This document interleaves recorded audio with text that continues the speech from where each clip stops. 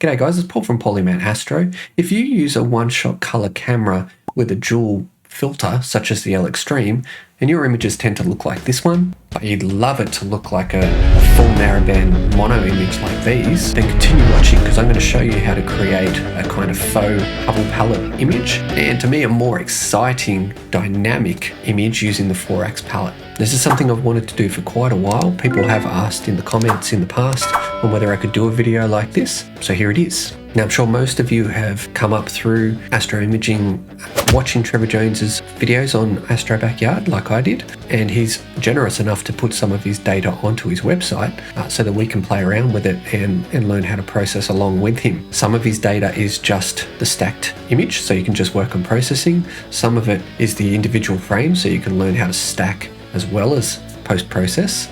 Most of it's done with the DSLR and some of it with dual narrowband filters like the L Extreme. The data we're going to look at today is Trevor's IC 1396, the Elephant Trunk Nebula. He shot this with an EOS RA camera and the L Extreme filter. And if we have a look at it, here it is. And you can see, being a full frame camera, it does have some vignetting on the edges on his particular scope. And you can see some stacking artifacts. So, I mean, it's realistic data. So it's good practice. So the first thing I'm going to do is crop the image a little bit. So I'm just going to go to dynamic crop, just to make sure there's none of those stacking artifacts in the frame, and get the nebula to be a little bit more pleasing here. Might crop that in a little bit, there, just so I get the most of the nebula.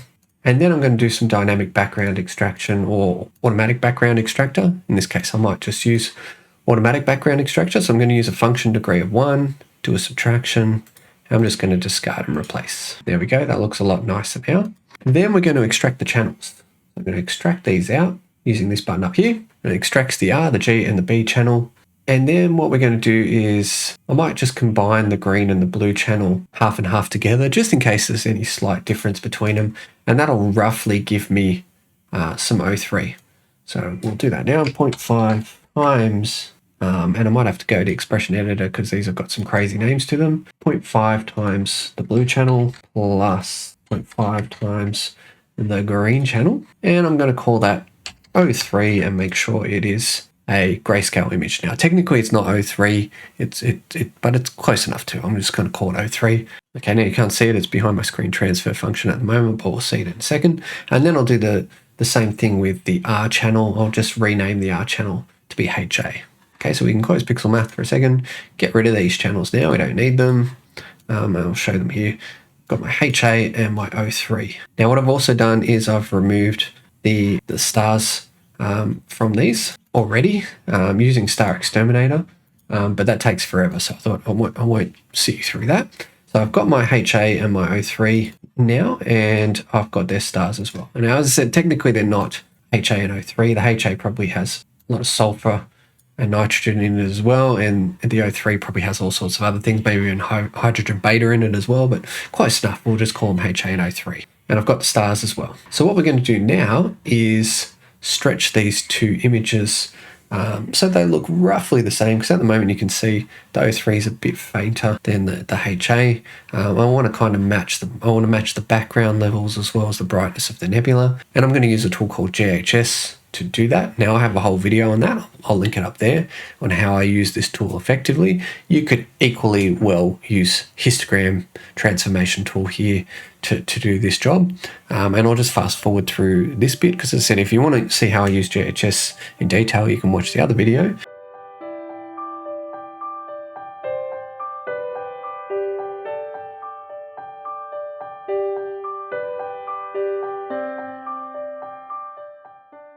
All right, so there's my quick stretching there.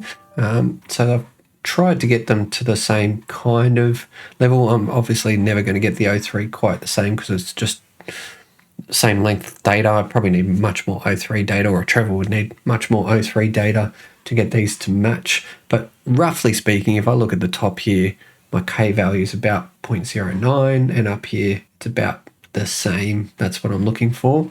So overall, they're looking pretty similar. Okay, I could probably do a bit more with the O3, but that'll do for now. What I'm going to do now then is to create a kind of fake third channel, and I'm going to use the Foraxx Palette. Again, if you've watched my channel enough, you know I love the Foraxx Palette, and I'll link a video up the top there to explain what the Foraxx Palette is. But basically I'm going to create an image here where the HA and the O3 are both really bright, and then stretch that out even more. And then I'll use that to create an image that has an R, a G, and a B channel to it. So first up, let's create that image where both HA and O3 are bright. And the way I do that is to use what's called a power of inverted pixels expression, like you can see here. And this is taking where HA is and O3 are both bright. And I'll call it HO. In this case, it's called it HO2, but that's all right. And I'll stretch that out again quickly using JHS, just so that the more it's stretched out, then the better this third channel that we create is going to be, and the better the colors are going to be. And now I'm going to use that to create our kind of fake third channel. So the way we're going to do this is, firstly, I'll show you how you could quickly and easily create some sort of more standard narrowband images, and then I'll show you how to use Foraxx and create something quite unique. If I just go up to my channel combination here, I can just play around with these three channels, the HA, the O3, and that HO2 that we created. And you can see it comes out looking somewhat like the Hubble Palette already, especially if I did some work on getting that blue channel there a bit brighter. And if I move these around, I could create other palettes as well. I don't know if you've ever seen the HOS palette, but this is kind of like the HOS palette in this context. We've got a kind of green and purpley pink. So I could create all sorts of different variations, but let's create the more traditional Hubble palette look here. I could quickly go through into my curves and boost the saturation here. And I could go into the hue and that bluey green kind of section down here, bring that more into the blues that we're used to seeing without affecting too much at either end here. And I could even bring some of those yellows down a little bit to make it more golden. So that's kind of your more traditional Hubble palette look there. Quite quick and easy using just saturation and a little bit of playing around with the hue, pulling the yellows down to make it more golden, and the bluey green cyans a little bit further up to make it more deeper blue. And of course, what people love to do is kill the green with SCNR, and there's your more traditional kind of Hubble palette look. And we'll come back to that image. So we might call this one Hubble. I'll just change the name on this one to Hubble so we can come back to it. Because what we're going to do now is a little bit more advanced. We're going to combine these images into the Foraxx palette. I'll show you, to me, it looks a little bit more interesting, a little bit more exciting. So my red channel is just going to be HA. My blue channel is just going to be O3. And my green channel is going to be a mixture of the HA and the O3. And the way it mixes is where that HO image is really bright, takes HA, and where that HO image is not really bright, takes O3. Okay, and we'll call this Foraxx. And I'm going to change this to color so it comes out as a color. There we go. And now I can play around again with saturation and the hue. So let's boost the saturation a fair bit. It might be overboard, but it's just so you can see it here. And I'm going to bring those yellows down a little bit. And what I'm going to do is I'm going to pull the reds across and see how it makes it a little bit more pinky, which I quite like. And I think the blues could probably stay where they are. There we go. So that's a little bit of a different take on a possible palette using Foraxx. Now what we're going to do is just go through and we're going to do some noise reduction using NoiseXTerminator. I set it to the default, but I put the detail to 0 because I normally use the HA layer as a luminance, and I can do some detail enhancement on that.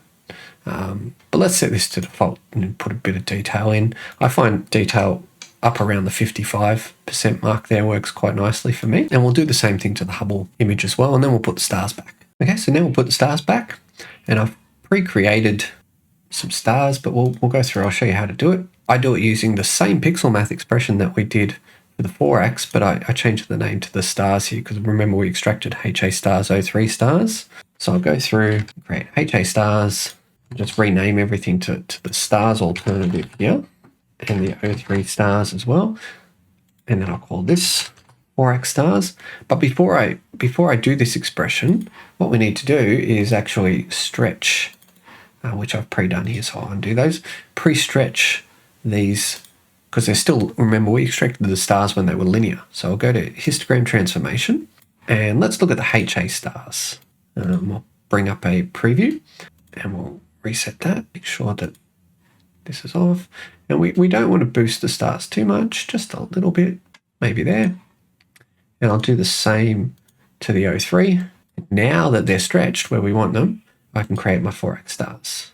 Okay. Now what I find with the L extreme is if I zoom in here, some of the stars look a little too red for my liking.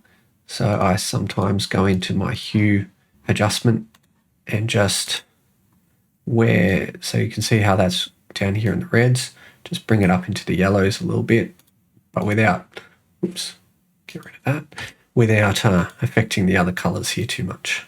Okay, so now that star looks a little bit more yellow, which I like. And now I can do my pixel math expressions and put those stars back. And the way we do that is at the beginning, I unscreened the stars using, so if you've never seen NoiseXTerminator before, what I did in the background was I clicked on this unscreen option here.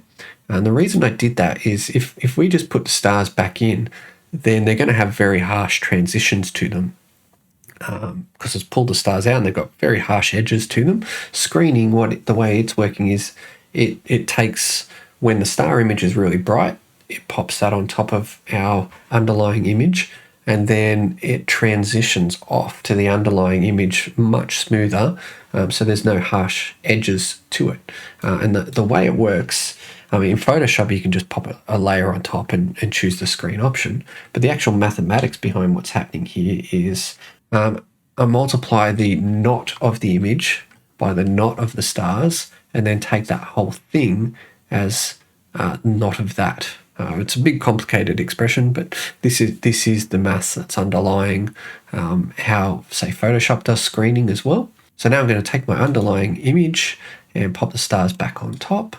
I'll do that for the Foraxx image as well. And there we go. We've got our images in kind of the faux Hubble palette and a Foraxx palette as well. And you can compare it to how it looked when it came out of the camera, extremely red, compared to now, looking more like a proper mono Hubble palette image. I say Hubble palette, this isn't really the Hubble palette, but it's what everyone calls the Hubble palette, or a Foraxx kind of image. And personally, as I said, if you watch my channel, you know I love Foraxx. To me, the Foraxx image is so much more, got so much more to it. If I zoom in over here, I can see there's so much more nuance to the color transitions here compared to this same image here. If I put the same view on it, this is just duotone, I call it. It's just two colors. It's yellow and blue. Whereas here there's reds and pinks and oranges and yellows. There's so much more to it. So I much prefer this palette over the traditional Hubble palette that everyone talks about. But either way, whichever one you choose here is much more interesting than just the straight red that comes out of the L extreme as is. All right, so there we go. A faux Hubble palette, or a Foraxx version of one-shot color data with an L extreme filter. On the screen now, you should be able to see a much more carefully processed version that I created using the Foraxx palette. Thanks for watching.